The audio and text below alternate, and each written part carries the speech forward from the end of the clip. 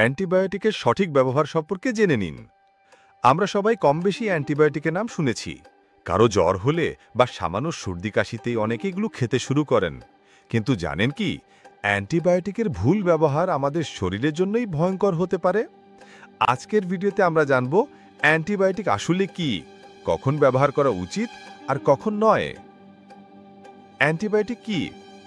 Antibiotic হলো এমন এক ধরনের ঔষধ যা ব্যাকটেরিয়া দ্বারা সৃষ্ট সংক্রমণ চিকিৎসায় ব্যবহার করা হয়, যেমন pneumonia, tonsil infection, urinary tract infection, typhoid ইত্যাদি।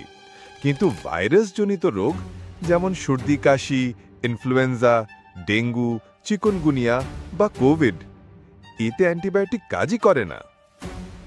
অ্যান্টিবায়োটিকের ভুল ব্যবহার। বাংলাদেশ, ভারতসহ আমাদের এই দেশে বড় সমস্যা হলো ডাক্তারের পরামর্শ ছাড়াই অনেকে ফার্মেসি থেকে অ্যান্টিবায়োটিক কিনে খান। হালকা জ্বর বা সর্দিতে খেয়ে ফেলেন, মাঝপথে ভালো লাগলে কুর শেষ করেন না। আবার কারো প্রেসক্রিপশন দেখে অন্য কেউ একই ওষুধ খেতে শুরু করেন। এই ভুলগুলো মারাত্মক, কারণ এতে তৈরি হয় অ্যান্টিবায়োটিক রেজিস্ট্যান্স। অ্যান্টিবায়োটিক রেজিস্ট্যান্স কি?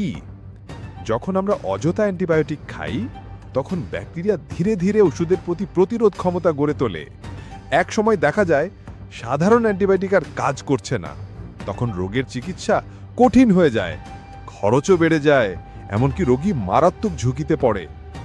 বিশ্ব স্বাস্থ্য সংস্থা WHO ইতিমধ্যে অ্যান্টিবায়োটিক রেজিস্ট্যান্সকে সাইলেন্ট প্যান্ডেমিক বলেছে, অর্থাৎ এটা এখন বৈশ্বিক হুমকি।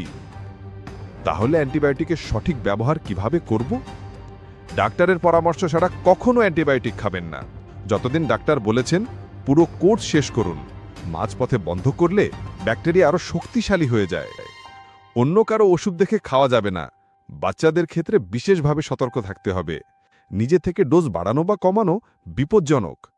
মনে রাখবেন, অ্যান্টিবায়োটিক জ্বরের ওষুধ নয়, এগুলো শুধু ব্যাকটেরিয়া সংক্রমণের জন্য।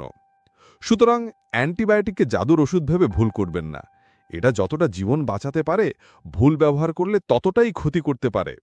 সচেতন হন, ডাক্তারদের পরামর্শ মেনে চলুন আর নিজের পরিবারকে এই বিষয় জানিয়ে দিন, কারণ স্বাস্থ্য সবার আগে।